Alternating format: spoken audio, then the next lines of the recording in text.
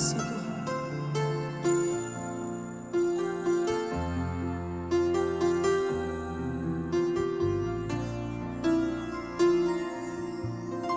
Ajarkanlah jalanmu, tenangkanlah hatiku, biarlah mataku tetap memandangmu.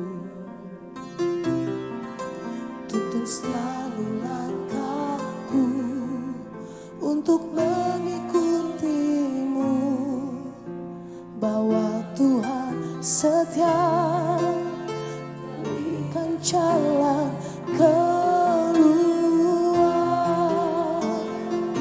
Selalu ada caranya Tuhan, jalannya Tuhan untuk menolong.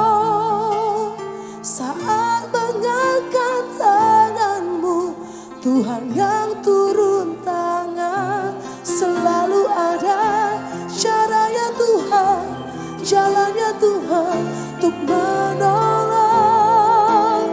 Kuatkan hatimu, Tuhan tak meninggalkanmu sendiri. Mari kita berikan tepuk tangan sorak-sorai bagi Yesus yang berikan jalan keluar bagi setiap kita. Ini iman kami ya Tuhan. Mari bersama-sama nyatakan.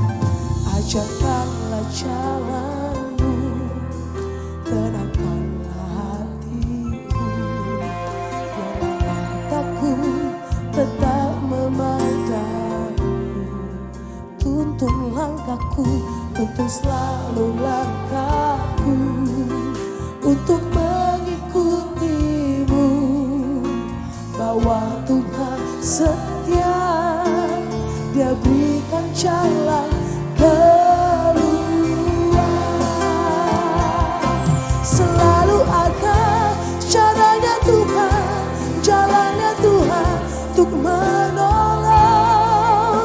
Saat mengangkat tanganmu, Tuhan yang turun tangan. Selalu ada caranya Tuhan, jalannya Tuhan untuk menolong. Kuatkan hatimu, Tuhan tak meninggalkanmu sendiri. Mari nyatakan, selalu ada. Amin. Kau selalu punya cara untuk menolong setiap kami. Engkau yang turun tangan. Selalu ada caranya Tuhan, jalannya Tuhan untuk menolong. Kuatkan hatimu, Tuhan tak meninggalkanmu sendiri. Mari angkat suaramu, mari sembah Dia. Yes Lord, Kau punya cara, jalan keluar bagi setiap yang percaya. Buka jalan, Dia buka jalan bagi setiap kami. Bahkan di padang belantara pun Dia tetap menyertai kami. Kami bersyukur. Mari bersama-sama saya ajak kita bangkit berdiri. Mari sembah Tuhan Yesus, bawa imanmu. Sebab bagi Tuhan tiada yang mustahil. Dia lakukan cara yang terbaik. Dia lakukan perbuatannya yang ajaib. Kami percaya ya Tuhan, saat ini ada pengharapan yang baru yang Tuhan beri bagi setiap kami. Mari jemaat Tuhan saja, mari nyatakan, selalu ada caranya Tuhan. Amin. Saat Tuhan yang turun tangan.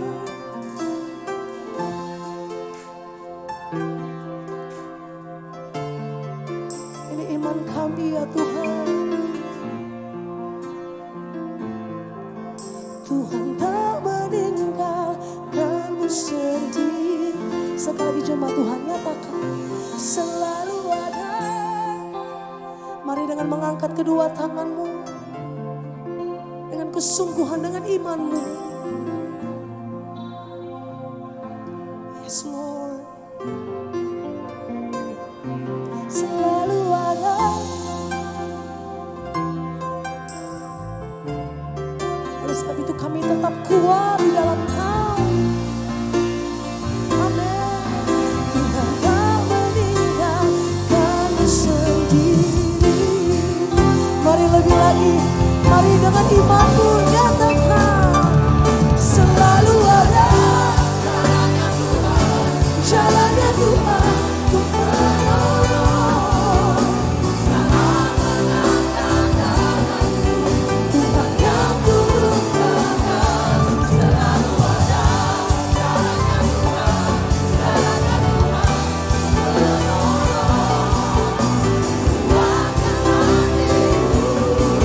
Tuhan tak meninggalkanmu sendiri. Kuatkan hatimu, Tuhan tak meninggalkanmu sendiri. Kuatkan hatimu, Tuhan tak meninggalkanmu sendiri.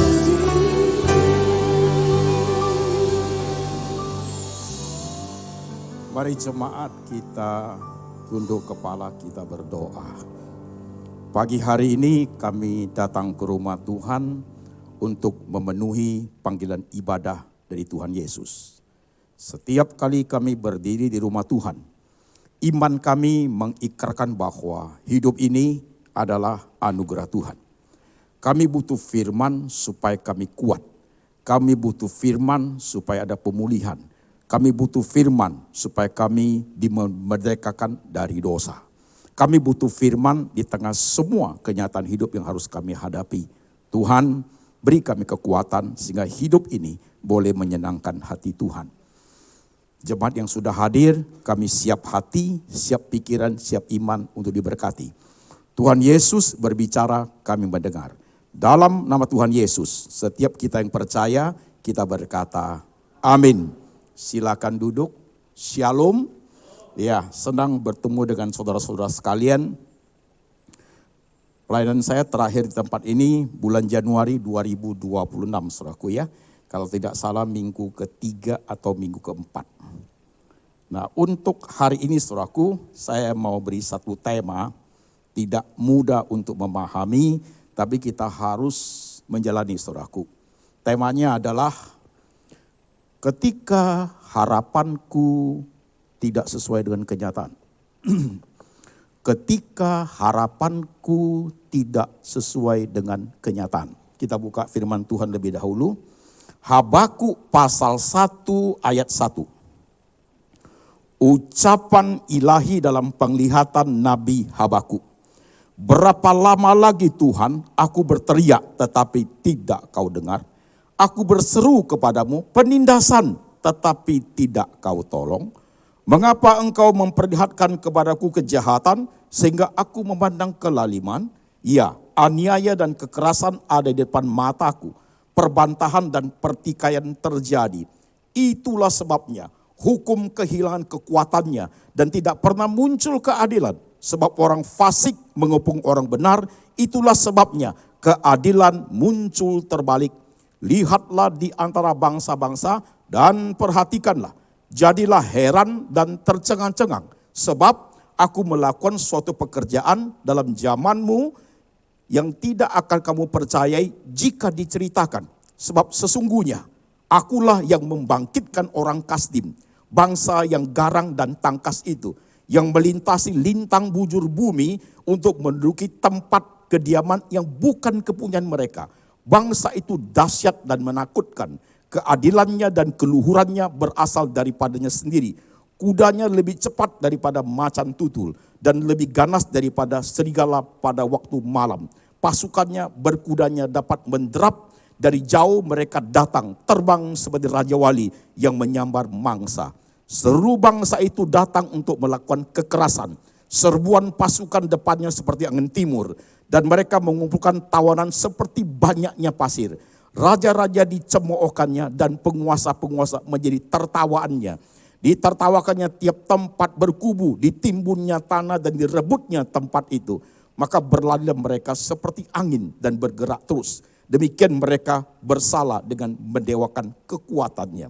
Bagian berikutnya, Habakuk pasal 3 ayat 17 sampai 19.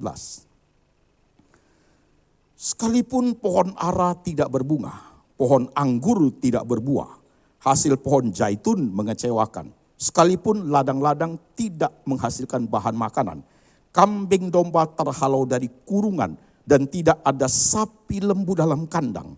Namun aku akan bersorak-sorak dalam Tuhan, beria-ria di dalam Allah yang menyelamatkan aku. Allah Tuhanku itu kekuatanku.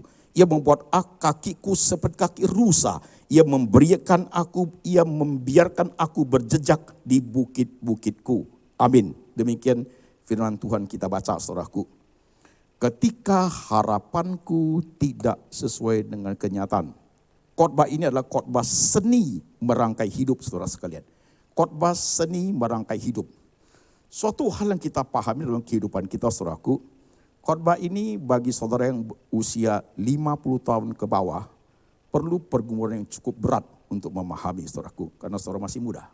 Bagi saudara yang berumur 50, 60, 70, bahkan 80 ke atas, akan melihat khotbah ini dengan suatu cara berbeda, saudaraku. Maka diperhatikan dengan baik. Saudara sekalian, dalam realita kehidupan yang kita alami, saudaraku, harus kita akui. Ada bagian-bagian hidup kita ini, ada harapan kita yang sesuai kenyataan. Itu harus ada loh. Banyak, aku punya, you pun punya. Tapi kita juga tidak boleh pungkiri, saudaraku, ada bagian dari hidup kita yang tidak sesuai dengan kenyataan. Itu pun ada. Ayo kita ambil beberapa contoh yang sesuai dengan kenyataan. Jabarannya pasti banyak, tapi tema kita saya persempit yang harapan yang tidak sesuai dengan kenyataan, saudaraku, begitu. Dan itu ruang lingkupnya sangat besar, menyangkut semua dimensi kehidupan. Dan kita coba beri beberapa contoh, saudaraku. Aku kecewa loh Pak Pendeta, menikah dengan istri yang seperti ini, suami seperti ini. Tidak seperti yang saya harapkan. Ya kan? Aku kecewa loh Pak. Anak-anak saya besarin, mereka hari ini sudah kerja, bahkan sudah berumah tangga. Enggak sayang saya. Ya kan? Betul kan? Aku kecewa loh Pak. Aku pengen kuliah itu, setelah selesai S1 itu, aku ingin sekolah S2 di Amerika atau di luar negeri. Enggak mampu saya Pak. Karena biaya terlalu besar. Yuk kecewa kan? Yang kamu harapkan tidak jadi kenyataan. Aku kecewa loh Pak. Sebelum saya married itu kami pasangan sukacita sekali. Kami berdoa dan juga diberkati oleh pendeta. Pendeta mendoakan kami diberikan keturunan. Pernikahan sudah menjelang 25 tahun. Kami tidak punya anak. Harapan tidak sesuai dengan kenyataan. Yes. Jabarkan masing-masing apalagi. Coba pelan-pelan mikir. Bagian-bagian seperti itu kadang-kadang tersimpan dalam pikiran kita. Kita telan pahitnya. Dan tidak dipahami dengan baik. Itu berusaha hidup, men. Maka saya buat seperti apa, saudaraku? Itu membuat kita itu memulihkan hidup, saudaraku, dalam segala aspek itu. Melihat firman Tuhan bicara apa. Itu penting, bukan main. Kalau tidak kita painful, kita patah arang, kita itu kecewa. Kita dalam hati kita, saudaraku, kepahitan. Kita simpan sesuatu yang begitu tuh disimpan terlalu lama, itu sakit fisik, men. Fisik bisa sakit. Sakit fisik pasti. Semangat gairah hidup pun berkurang. Sudah tidak ada harapan lah kayak gini Pak Pendeta. Saya bekerja setengah mati dengan uang tabungan yang seperti ini, berharap untuk dipakai di hari tua. Habis begitu saja. Sulit bagi you. Artinya kok begitu? Itu mempengaruhi fisik. Kesehatan bisa terganggu loh saudaraku kalau sudah yang demikian. Mempengaruhi mental, mempengaruhi jiwa, mental dan emosional. Pasti saudaraku. Ini bagian-bagian yang kadang-kadang tidak tersentuh oleh gereja. Kita simpan di dalamnya. You enjoy that one saudaraku. Dan firman Tuhan harus sampai bagian seperti itu. Itu menjadi penting saudaraku. Gereja terlalu banyak memberikan sesuatu kepada kita yang everything is okay. Tapi kenyataan realita yang kita hadapi, saudaraku, banyak dalam hidup ini yang tidak sesuai harapan kita loh. So what shall we do? Apa yang harus kita buat? Kita lupakan, sudah terjadi men. Jadi bagaimana? Jangan pikir Tuhan tidak kerja. Jangan pikir Tuhan tidak maha kuasa. Tuhan maha kuasa merubah apapun, saudaraku. Kita percaya mujizat. Tapi kalau Tuhan tidak berkenan melakukan itu, what shall we do? Itu menjadi penting. Itu menjadi penting. Saya beri contoh yuk. Saudara sakit. Oke. Waktu saudara sakit, persiapan saudara jangan dari satu dimensi loh. Pokoknya pasti sembuh, saudaraku. You tidak kuat rohaninya. Saudara harus persiapkan dari 2 dimensi. Karena penyembuhan, sembuh atau tidak itu haknya Tuhan, saudaraku. Begitu. Tuhan kalau you sembuhkan saya harus apa, you tidak sembuhkan saya harus apa. Karena itu masih di atas modelnya, saudaraku. Bukan kita, di atas. You boleh berdoa, boleh minta, saudaraku. Tapi kuasa di tangan Tuhan, saudaraku. Kalau Tuhan mau buat, tinggal balik tangan, selesai semua. Apapun yang kamu harapkan itu jadi, saudaraku. Tapi kalau Tuhan tidak melakukan itu, what shall we do? Ini bagian yang kita kurang mau masuk ke situ, saudaraku. Ini menjadi penting loh. Oke, nah pertanyaan tadi saya lemparkan ke 4. Yang hari ini, sampai hari ini you hidup, saudaraku, umur berapa aja. Ada bagian yang tidak sesuai dengan kenyataan. Ada? You kecewa sekali sama anakmu. Tak kusangka pak, ya. Saya berharap tapi tidak ada kenyataannya. You pacaran dengan pasanganmu itu 3 tahun. Sukacita sekali tujuannya marriage, saudaraku. Di tengah jalan dia cut begitu aja. Dia putuskan. You tidak buat salah, tidak buat apa. Harapanmu langsung berubah, saudaraku. Kok begitu? Ya kan? Sudah berobat kemana-mana, sakitnya berbahaya, begitu. Sudah doa loh, bukan tidak percaya kuasa Tuhan, saudaraku. Udah doa sana sini, sudah ke dokter yang paling hebat, uang sudah habis semua. Kok enggak sembuh ya? Saya berharap sekali, kenyataannya kok sakit terus ya? Oh iya, so how?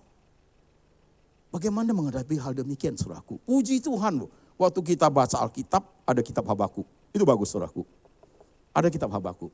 Habakuk dipakai untuk melayani zamannya, dia seorang nabi, saudaraku, bukan nabi besar sih. Dipakai zamannya untuk melayani umat Israel pada saat umat itu dijajah oleh suku Kasdim. Tadi Tuhan sebutkan itu, saudaraku. Jadi dijajah. Namanya dijajah, saudaraku, dihina, diejek, diperlakukan tidak adil, ya kebenaran muncul terbalik, ya disiksa, semua seperti itu. Nah, nabi ini ketika dia melayani umat seperti itu, harapannya apa? Pemulihan, pasti. Kan itu manusiawi sekali. Ya, dia doa, dia teriak, dia berseru, saudaraku. Tuhan, berapa lama lagi aku berseru kau tidak dengar. Aku bilang penindasan, keadilan muncul terbalik. Kok kamu tidak buat apa-apa? Pasti nabi ini kecewa. Mestinya dia jadi nabi sampai di situ, dia doa apa selesai. Jadi kan begitu. Kok enggak? Kok bisa begitu Tuhan? Dia manusia biasa itu nabi itu, saudaraku. Dia bergumul. Nah, pada saat kita menghadapi hal seperti itu, saudaraku, ketika harapan itu tidak sesuai dengan kenyataan, saudaraku, sangat manusiawi, muncul pertanyaan ABCD. Kenapa ya? Munculnya begitu. Pertama yang muncul adalah, apa salah saya? Ya. Kedua, kita mulai mempersalahkan situasi kondisi yang ada. Ketiga, kita mulai tanya loh, Tuhan kenapa? Nah, itu sangat manusiawi. Tuhan kenapa? Anak yang sangat kamu sayang itu, kita kan ada anak yang 1-2 anak yang kita sayang setengah mati, saudaraku. Suatu hari dia tidak sayang kamu, betapa pahitnya itu. Why? Dulu waktu kecil aku sayang sekali Pak Pendeta, apa aja saya kasih anak itu. Tapi sekarang setelah dia menjadi besar, bahkan sudah menikah, bagi dia saya tidak masuk hitungan. Why? Ya kan? Waktu muncul pengharapan tidak sesuai kenyataan, you tanya, kenapa Tuhan? Kenapa seperti itu?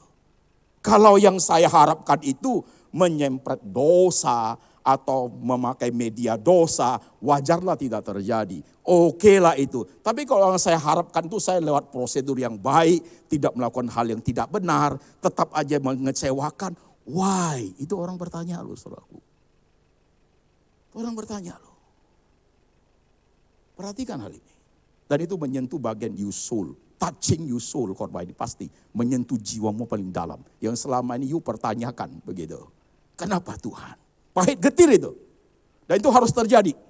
Harus terjadi. Kita tidak bisa bilang tidak. Maka saya tanya tadi, ada enggak yang kamu harapkan hari ini tidak sesuai kenyataan? Ada. Betul. Contoh sederhana sedikit humor lah. Pingin punya istri yang cantik langsing, you dapat yang hitam gede gemuk lagi. Ini tidak jadi kenyataan ini, kan begitu. How to face the reality seperti itu.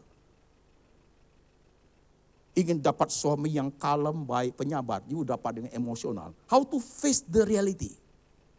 Jadi kalau you dapat istri yang tidak sesuai dengan harapanmu, bagaimana? You cerain. Begitu. You dapat suami yang tidak seperti kamu harapkan, waktu pacaran sih baik pak, udah married kayak monyet dia pak, begitu. Jadi you cerai. Wah ini gak bisa begini bahasnya, kalau begini saudaraku kita jadi anak Tuhan kayak apa? Gak bisa seperti itu.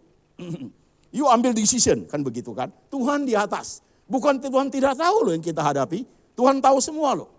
Salah kita mengambil keputusan, cara kita mengambil keputusan keliru, kita terlalu cepat, terlalu emosional. Tuhan tahu semua, saudaraku. God is watching us. Tuhan memperhatikan seluruhnya, bukan pergi dia. Gitu. Manusia harus ada responsibility-nya hal seperti itu. Muncul tanda tanya, why? Kenapa begini? Sama dengan Habakuk. Setelah terjadi seperti itu, kecenderungan manusia adalah mulai melihat lingkungan, mulai melihat panggilan dia sebagai nabi, dan mulai yang paling hebat itu nunjuk Tuhan. Sama ini nabi juga sama. Kalau kita baca ayat berikutnya kan kelihatan. Dia ngomong gini, pakai ilustrasi dia. Manusia itu seperti ikan, dia ngomong gitu. Yang ditangkap oleh orang dengan payaunya itu sesuka hati, saudaraku. Lah, kalau dia ngomong begitu, manusia itu seperti ikan, orang ambil sesuka hati. Lah, umat Tuhan itu kan manusia, ownernya kan Tuhan. Sesuka hati, mana ownernya? Ngomong ilustrasi sampai seperti, coba baca teliti, ilustrasi sampai seperti itu. Ya. Jadi owner tidak peduli begitu, matamu terlampau suci melihat kejahatan. Jadi mau mengajar Tuhan ini begitu modelnya. Apa beda dengan kita? Tuhan kok begini loh, mestinya begini-begini, ya kan? Tuhan kok begini hidupnya, orang lain kok enggak. Nah, mulai saudara bandingkan. Tuhan saya kan kasih ini ke gereja. Saya kan ini. Tuhan saya kan hidup benar begini. Kok begini? Ya kan? Ini seni merangkai hidup yang sulit. Tapi perjalanan rohani harus masuk bagian seperti suraku. Baru you strong. Baru memahami kebenaran itu. Orang bilang whole. Utuh saudara sekalian. Tuhan bekerja lewat senyum? Pasti. Tuhan bekerja lewat sukacita? Pasti. Tuhan bekerja lewat harapan yang jadi kenyataan? Pasti. Tapi jangan lupa, Tuhan juga bekerja lewat harapan yang tidak sesuai kenyataan. Tuhan juga work from that point. Itu besar sekali saudaraku. Nah, kita mau enggak? Tergantung kita memahami. Kalau kita tidak memahami seperti itu saudaraku, kita akan iman kita tumbuh saudaraku hanya bagian yang kita senang aja. Begitu. Enggak bisa men dengan rohani seperti itu. Enggak bisa. Bagaimana sikap Habakuk ketika dia memahami seperti itu saudara sekalian. Pasal 2 itu ngomongnya begini. Namun aku mau berdiri di menara Tuhan. Aku mau menantikan jawaban Tuhan atas keluhanku. Sekalipun keadaan dia saudaraku. Ya, Tuhan kok tidak turun tangan. Aku sudah teriak. How long? Saya harus tunggu berapa lama? Ini kan umatmu Tuhan. Sudah keadaan begini. Begitu. Udah keluh, Tuhan tidak jawab apa-apa. Bahkan Tuhan jawabnya mengerikan men. Tadi saya baca itu. Perhatikan dengan sungguh-sungguh. Dan jikalau diceritakan di zamanmu, tidak akan dipercayai. Kenapa? Karena suku Kasdimi Tuhan bilang, aku yang bangkitkan. Kan ngeri men. Jadi suku yang jajah, Tuhan bilang, gua yang bangkitin. Itu kalimat itu. Ya. Perhatikan dan ceritakan di zamanmu, tidak orang akan percaya. Kenapa? Karena aku yang bangkitkan suku Kasdim itu. Tuhan ceritakan ini keganasannya, pasukannya keganas. Tuhan ceritakan, itu yang aku bangkitkan. Wah. So how dalam hal ini?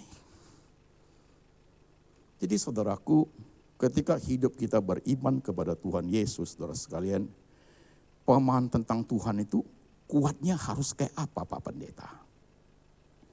Saya sering bicara, kalau ini Alkitab ya, ini kita bilang ini Alkitab dah saudaraku. Alkitab yang kita baca itu mempengaruhi hidup kita, dia bergerak ke 4 arah. Arah ke atas itu 2 poin, bertobat, terima Tuhan Yesus sebagai Tuhan dan Juru Selamat. Bagian ke kiri itu 2 poin, knowing God, knowing self, itu besar sekali. Tambah tahu Tuhan, tambah tahu diri. Tambah tahu diri, tambah tahu Tuhan, itu besar sekali saudaraku. Bagian bawah itu your heart and your mind. Hati dan pikiranmu. Ketika harapan tidak sesuai kenyataan, sakit itu hati. Pikiran tuh negatif men. Gitu. Pasti. Ke gereja juga udah gak mau. Doa apa lagi? Oh zaman sekarang banyak. Banyak yang WhatsApp saudaraku. Saya tidak mau ke gereja lagi, kenapa? Zaman Covid modal saya habis. Saya bisnis online Pak. Habis. Tuhan apa? Tuhan Yesus apa? Saya tidak mulai ke gereja. Itu model. Itu dia. Your heart, hatimu sakit. Kok begitu Tuhan? Pikiranmu negatif terus. Jadi negative thinking, blaming God. Itu terjadi. Dan ini hati dan pikiran menjadi sangat bahaya. Kalau tidak dipengaruhi oleh kebenaran saudaraku. Begitu. Nah kalau sebelah kanan ini saudara sekalian 3 poin. Pertama adalah Christian worldview. Itu artinya cara pandang Kristiani terhadap semua dimensi kehidupan kita according to Bible. Begitu. Jadi kalau begini sudah terjadi seperti what shall I do? Yang kedua poinnya itu faith in Christ. Ketika harapan tidak menjadi kenyataan, imanmu kepada Tuhan Yesus kayak apa? Dan poin ketiga itu adalah intimacy with God. Kedekatan dengan Tuhan. Ketika harapan tidak sesuai kenyataan, you masih dekat enggak? Oh penting. Kadang kita berpikir saudaraku, when everything is okay, Tuhan memberkati kita, Tuhan berikan kita sukacita, senang, bahagia dengan bisnis yang baik, keluarga oke, anak-anak tidak jadi masalah, hidup kita enak. Ya, you cinta Tuhan, betul. You sayang Tuhan, ya. You intim dengan Tuhan, betul. Tapi ketika bagian yang harapan tidak menjadi kenyataan, pertanyaan penting, masih intim enggak? Nah, ini menusuk kita. Masih intim enggak? Enggak mudah jawabnya loh. Saya buat suami istri yuk, ilustrasi suami istri. Waktu pacaran saling mencinta, setelah saling mencinta menikah, diberkati berapa anak. Dalam perjalanan 5-10 tahun pernikahan itu, banyak hal membuat mereka itu tambah kuat cintanya, tambah saling memiliki, intim mereka. Ketika muncul masalah-masalah besar, bahkan masalah harapan yang tidak sesuai kenyataan, saudaraku, lewat masalah seperti itu, suami istri itu tambah kuat. Mereka bergandeng tangan bahu-membahu, seia sekata untuk menjalani kesulitan itu. Setelah kesulitan itu lewat saudaraku, harapan tidak sesuai kenyataan, lewat saudara sekalian, mereka kuat sekali loh. Nah kenapa kita tidak pikir hubungan kita dengan Tuhan? Sering sekali lewat air mata ini, lewat lutut ini, lewat hal yang tidak fair terjadi sama kita. Sering sekali lewat yang tidak sesuai kenyataan. Kok harapku begini, tidak begini saudaraku. Tuhan pakai itu menjadi perekat yang kuat. You bergaul lebih erat sama Tuhan. Bagiannya sulit, jemaat mau ngerti. Trust me, gak mau. Maunya sakit hati. Sorry, bahkan yang pindah agama, itu sudah jelas. Dia gak mau, dia mau kalau Tuhan tuh begini, itu baru Tuhan. Dia gak mau. Tidak mau. Ke gereja, pelayanan, gak usah ngomong, dia sakit hati saudaraku. Nah rohaninya sampai di bagian itu. Rohaninya sampai di bagian itu. Dia tidak mampu masuk ke suatu breakthrough, ke suatu kerohanian saudaraku. Sekalipun harapan tidak kenyataan, keintimanku dengan Tuhan harus tambah kuat. Nggak mau masuk ke situ. Nggak mau. Ini yang harus menjadi bayar harga kita dalam hal ini rohani kita saudaraku. Jujur yuk. Tidak semua anak Tuhan mau bagian itu loh. Lebih banyak ungkapan dari yang tadi you heart, you mind itu sudah dipengaruhi oleh sakit hati lah, tidak suka, ini. You doa aja gak mau. Tuhan kok begini, Tuhan kok begini. Berkokok terus. Itulah kenyataan yang ada. Jujur yuk, itu kenyataan yang ada. Maka cinta Tuhan kita, kekuatan kita melayani Tuhan saudaraku, sangat terkondisi. Sangat terkondisi. Kalau dia berkati gua sungguh, siapapun bisa kok. Tapi kalau dia tidak berkati, bukan tidak mampu loh, bukan tidak berkuasa, bukan tidak ada mujizat loh saudaraku. Mau enggak? Menjawabnya hati-hati. Hati-hati. Nah, Habakuk ini, ketika dia mulai masuk ke bagian pasal 2 itu, aku mau berdiri menara Tuhan. Aku memperhatikan jawaban Tuhan atas keluhanku. Ketika dia baca pasal 2 itu saudaraku, dia mulai paham. Mereka-mereka yang buat kejahatan itu, suatu hari pasti mendapat ganjarannya. Tidak akan lari dari tangan Tuhan. Tidak akan, saudaraku. Di tengah perjalanan kerohanian seperti itu, Nabi ini banyak sekali, dia lihat dengan mata dia sendiri kan, saudaraku. Ini Tuhan tidak kerja, kalimatnya. Tuhan tidak, God doing nothing. Orang disiksa, dihina, God doing nothing. Seolah bahkan diejek, mana Tuhanmu, kan begitu. God doing nothing. Tuhan tidak buat apa-apa. Tapi ketika sampai di pasal 3, Habakuk, pasal 3 ayat 17 sampai 18 bunyinya begini. Sekalipun pohon ara tidak berbunga. Mengecewakan dong, harapan tidak jadi. Sekalipun pohon anggur tidak berbuah, kecewa dong. Sekalipun pohon zaitun mengecewakan, sudah pasti. Sekalipun ladang-ladang tidak menghasilkan makanan, ya enggak bocah. Sekalipun kambing domba terhalau dari kurungan, enggak ada. Tidak ada sapi, lembu sapi terhalau, tidak ada sapi lembu dari kandang, saudaraku. Tidak ada dalam kandang, enggak ada, saudaraku. Semuanya harapan itu kosong. Tapi dia ngomong apa? Aku mau beria-ria dalam Tuhan. Dia hebat. Ini hebat, men. Hebat ini. Aku mau beria-ria dalam Tuhan. Karena Tuhan itu gunung batuku. Tuhan itu keselamatanku. Tuhan itu kota bentengku. Itu hebat, men. Nabi ini ketika menjalani dalam hidup dia, saudaraku, dia mulai paham. Dia mulai ngerti. Panggilan dia sebagai nabi bukan revival. Bukan mujizat, ini dia. Bukan. Dia mulai ngerti. Panggilan dia sebagai nabi, saudaraku. Untuk apa?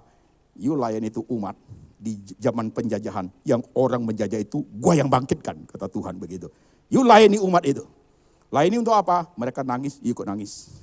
Mereka sedih, you ikut sedih. Itu pelayanan kamu. You layani. Jadi ketika Habakuk itu memahami realita hidup keadaan seperti itu, dia muncul kalimatnya, sekalipun harapan itu tidak jadi kenyataan, dia hatinya mulai ngerti. Itu panggilan. Dia tidak panggil untuk pemulihan bangsa loh, dia dipanggil untuk menangis bersama. Dia dipanggil untuk setia melayani. Dia dipanggil untuk sungguh-sungguh dalam Tuhan. Itu hebat, men. Itu hebat. Ya. Hal seperti itu, saudaraku, sekalipun tidak ada harapannya, tidak sangat mengecewakan, tapi kedekatan Tuhan itu tidak terhindarkan. Can you do that? Itu dia. Itu menjadi tugas kita, kerohanian kita, saudaraku. Berapa banyak orang patah arang, jujur yuk. You sudah gak mau Tuhan. Pendeta juga sama. Buat apa saya melayani selama ini? Hasil sungguh lama-lama akhirnya keluargaku habis, berantakan seperti ini. Buat apa aku pelan? Mana Tuhan? Itu kalimatnya ngeri, men. Ngeri. Itu membuat hati kita luka. Karena kita tidak mau main di area seperti itu, saudaraku. Kita tidak mau. Kita mau everything is okay. Tapi mendalami Tuhan, memahami Tuhan, saudaraku, tidak sekedar suka duka. Tapi bagian duka cita, bagian air mata, tantangan sesuai kamu raih itu tidak dapat. Itu suatu wadah yang kuat membuat kita itu dekat sama Tuhan. Oh, itu hebat loh, bos. You bisa gak?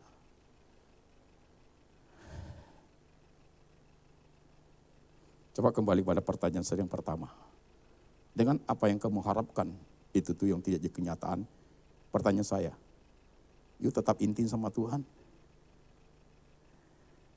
Ayo jawab. You tetap cinta Tuhan? You tetap mau mengorbankan apa yang kamu punya untuk Tuhan? You mau take and give seperti itu? Atau you mau gimana pun suatu situasinya, dalam konteks apapun, dalam hal apapun yang saya hadapi, Tuhan tidak bisa dipersalahkan. You mau seperti itu? Kalau you mau seperti itu, kekuatan rohani itu luar biasa.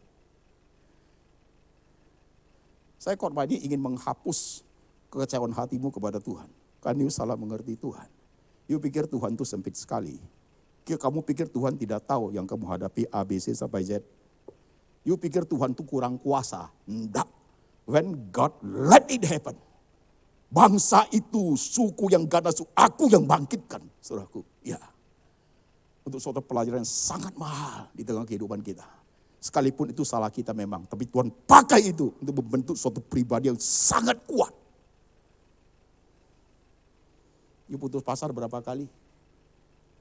You dikhianati orang berapa kali? You belajar apa dari situ?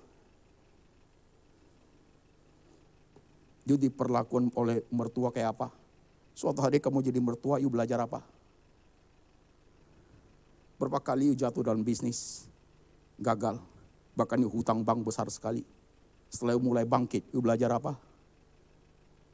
Waktu you ngomong Tuhan tuh kayak apa you punya pemahaman tentang Tuhan? Jadi sangat penting.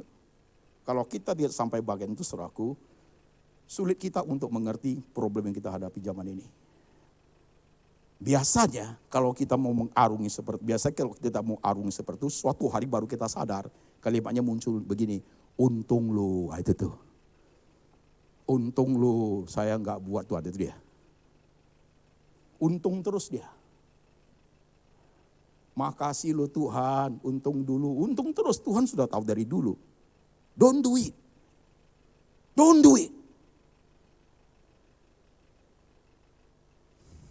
Sekalipun pohon ara tidak berbunga.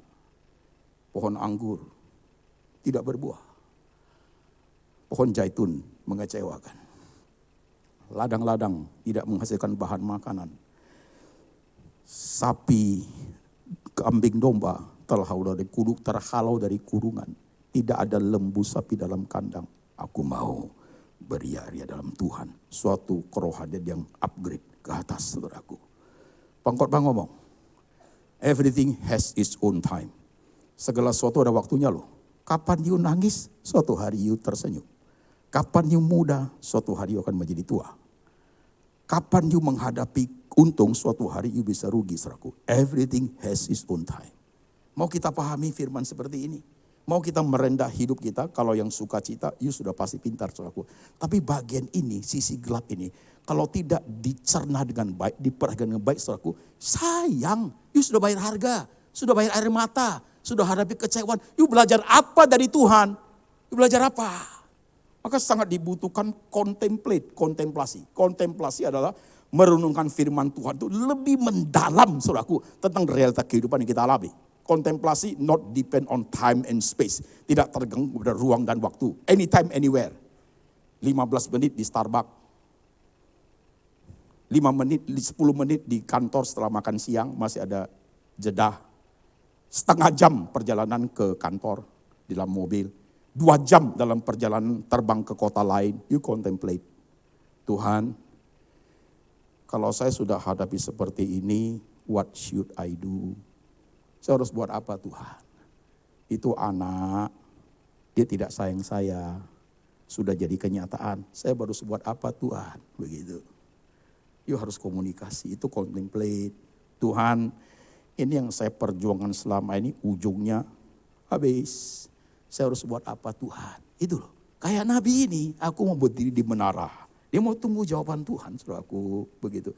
Orang-orang seperti itu masih ada harapan dekat dengan Tuhan. Tapi kok you sudah patah arang, tidak mau kerja, doa pun tidak mau, Alkitab you buang. Selesai. Dalam contemplate itu, mungkin 2 jam di rumah, pagi atau malam sebelum tidur 1 jam. Tuhan, what should I do? Dalam pahit getir seperti ini Tuhan, saya harus buat apa? Bagaimana saya bersikap Tuhan? Dari hal seperti itu saya harus belajar apa? Hikmat apa yang saya terima Tuhan lewat persoalan seperti ini? You growing faith sangat kuat. Bagian ini kadang-kadang tak tersentuh oleh gereja. Tapi realitanya begitu yang kita hadapi. Realita begitu kita hadapi. Kita tutup aja dengan Tuhan pasti kerja. Realita keadaannya, Maka saya ngomong tadi, saudara umur 50 tahun ke atas, 50, 60, 70, 80, dengan khotbah ini, you akan, ada bagian memang sudah tidak bisa diubah. Bukan Tuhan tidak berkuasa, bukan tidak percaya mujizat. Abad 18 ada seorang pendeta terkenal, Karl Paul Reinhold Niebuhr, nama pendeta itu. Sangat terkenal dengan tulisan doanya, namanya Serenity Prayer. Di antara saudara pasti tahu itu. Serenity Prayer itu berisi 3 poin, saudaraku. 1, serenity. Yang kedua, courage, keberanian. Yang ketiga, wisdom. Doanya berisi 3 poin itu. Yang disebut serenity adalah, Tuhan, beri aku ketabahan untuk menerima hal-hal yang sudah tidak mungkin aku ubah. Beri aku ketabahan untuk menerima hal yang sudah tidak mungkin aku ubah. Contoh, saya sudah 81, nenek-nenek. Tak mungkin diubah jadi 18. Iya kan? Nah, waktu mau ubah jadi 18, buat badan tidak bisa ubah. Pakainya doang diubah. Pakailah short pant, begitu. Ya, bedak tebal sedikit, pakai sepatu merah, 81, you jalan ke mall, masuk angin men. You tidak berani menerima ketabahan bahwa itu, you cannot change that one. Kita gak mau. Tuhan beri aku ketabahan untuk menerima hal-hal dalam hidup yang sudah tidak mungkin aku ubah. Suami istri juga sama loh. Pasti you pelajari sikap istri, sikap suami. Sekian tahun, pernikahan 10 tahun, 15 tahun, bahkan 30 tahun, bahkan 50 tahun. You sudah tahu, ini istri ini tidak akan pernah berubah lagi. Bukan aku gak percaya mujizat, karena masalah karakter itu, habit itu saudaraku, tidak simsalabim, Tuhan berdua, kuasa Tuhan merubah, enggak. Kalau eksorsisme di rasuk setan dalam nama Yesus keluar. Tapi kalau habit kebiasaan buruk saudaraku, Tuhan menuntut bayar harga. Kalau istrimu, dia tidak terima itu bagian sebagai suatu bagian hidup yang jelek. Dia gak mau itu urusan saya. Dia gak akan ubah loh. Tuhan tidak mau ubah dia. Karena butuh bayar harga. Butuh kebenaran sadar. Knowing yourself. Aku orangnya begini. Tapi dia gak mau. Tidak pernah akan Tuhan ubah. Bukan Tuhan tak berkuasa. Orang itu kan sampai mati seperti itu. Sampai mati. Tuhan beri aku ketabahan. Untuk menerima bagian-bagian hidup yang sudah tidak mungkin aku ubah. Yes. Supaya hati ini, you punya soul ini, jiwamu itu tenang di dalam Tuhan itu.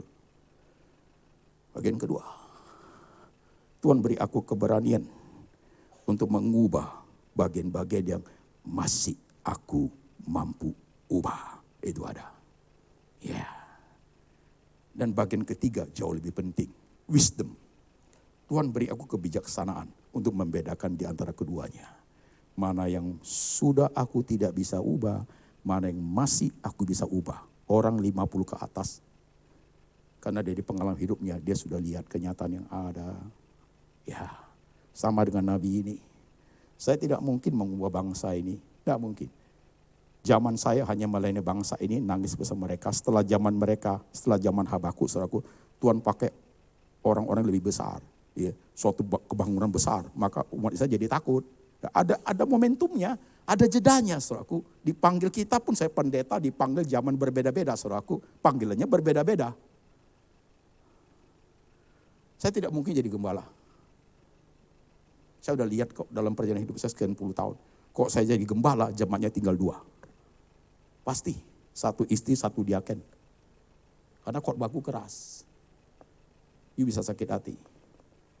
Gembala yang baik adalah gembala yang ngayomi, itu cocok. Kalau gua gak bisa tinggal 2 jemaatnya. Tapi gua panggil saya di gereja untuk revival, untuk bagian seperti itu, saya dipakai untuk itu saudaraku. Membuat you rasa, Tuhan, ini memang begitu Tuhan. Sakit sekali loh Tuhan, begitu. Kadang-kadang melamun Tuhan. Mataku sinarnya kosong, yang saya mau gapai itu, ada. Saya mau belajar apa dari situ. Tuhan beri aku ketabahan menerima bagian-bagian yang sudah tidak mungkin aku ubah. Tuhan beri aku keberanian untuk melihat bagian-bagian yang masih mampu aku ubah. Tuhan beri aku wisdom, bijaksana untuk membedakan di antara kedua hal itu menjadi sangat penting. Maka kita menjadi orang yang dewasa rohani. Disitulah you akan melihat kebesaran Tuhan. Tuhan yang besar sekali, agung, mulia, suci, maha kuasa. Sedang membentuk kita lewat senyum, tawa, air mata. Segala tantangan, kesulitan, bahkan hal yang you despair, kecewa sekali di bagian itu, tangan Tuhan ada di situ. Tidak pernah pergi dia. Kadang lewat penderitaan itu, sebagai suatu cara untuk merendah hidup ini, menjadi stronger and stronger di hadapan Tuhan. Ya, 1-2 menit saya bersaksi. Saya komplikasi, pasti. Penyakit saya banyak. Karena faktor diabetes dan hipertensi 30 tahun. Ginjal, jantung, ya, mata udah buta. Tapi saya tidak kalah dengan bagian itu loh. Tuhan bagian yang masih bisa saya ubah, saya ke dokter ke apa. Bagian sudah tidak mungkin, you beri saya ketabahan. Bagian yang bisa beri saya keberanian menghadapinya. Lebih penting beri aku hikmat, bisa membedakan itu. Kedalaman tentang Tuhan, kedekatan Tuhan, semangat melayani Tuhan, dah pernah pudar. Tetap berkobar-kobar sampai hari ini. You can see me. Gak berubah. Walaupun badan fisik turun, tapi gak berubah. Kenapa tidak bisa tidak berubah Pak Antoni? I know. Saya tahu. Seperti Habakuk. Sekalipun ini itu, aku mau beria-ria dalam Tuhan. Aku mau tahu Tuhan lebih dalam dari air mata. Aku ingin ngerti Tuhan lebih dalam lewat senyum dan tawa. Sehingga aku melihat kebesaran Tuhan dalam hidup saya. Can you do that? Hari ini akan membuka semua dimensi hidup kerohanian saudara untuk melihat bagian itu. Ya. Mungkin khotbah berikutnya pendeta yang lain memberikan kamu berkat yang besar. Tapi khotbah saya menusuk bagian yang selama ini simpan dan belum sembuh bagian itu. You tidak arungi dengan baik saudaraku. Sayang, you sudah bayar harga. You tidak menerima hikmat dari situ. Tuhan Yesus memberkati. Mari kita tunduk kepala. Teduh sebentar. Lihat diri masing-masing. Saudara yang paling memahami hidup.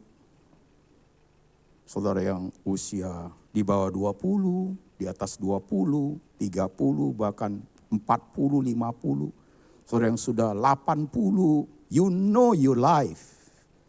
Kau lewati itu. Kau paham itu. Kau ngerti bagian-bagian itu. Kau alami itu. Pertanyaannya adalah, apapun itu, you cinta Tuhan? You intim sama Tuhan?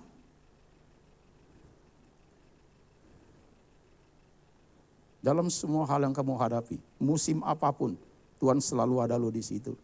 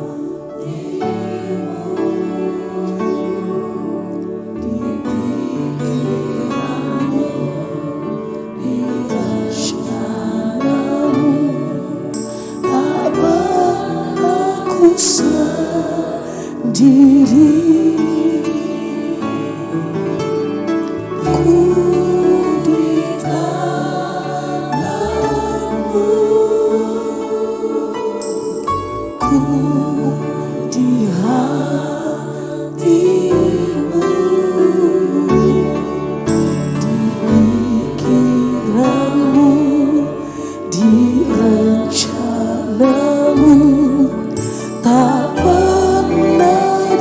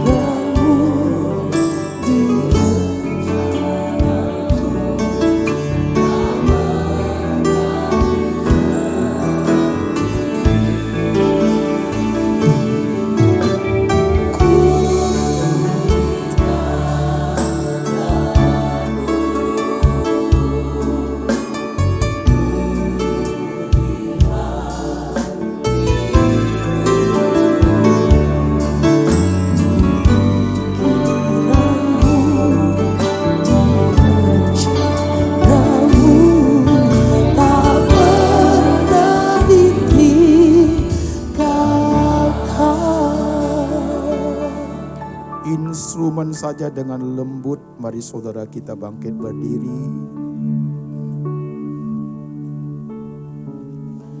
Masing-masing berdiri di hadapan Tuhan. Suara pendeta berhenti ya. Sekarang suara Roh Kudus bekerja di hatimu. Yuk ngomong-ngomonglah sama Tuhan.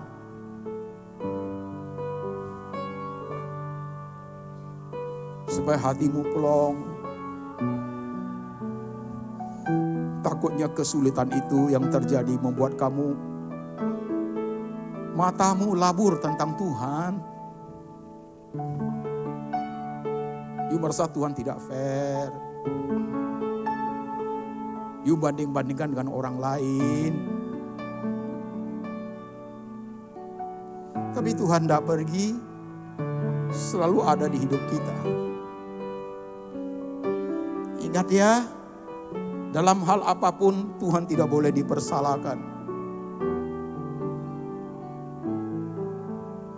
Satu kali lagi kita nyanyi lagu ini.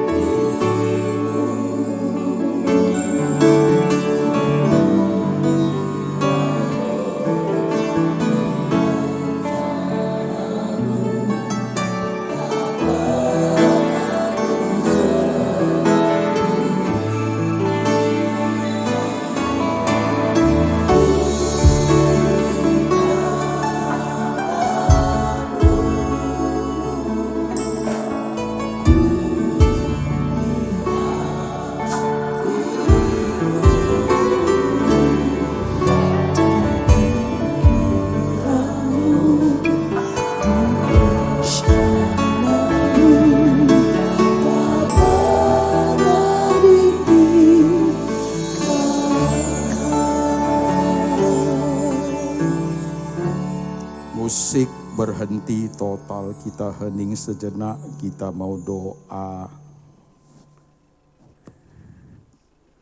Serenity prayer.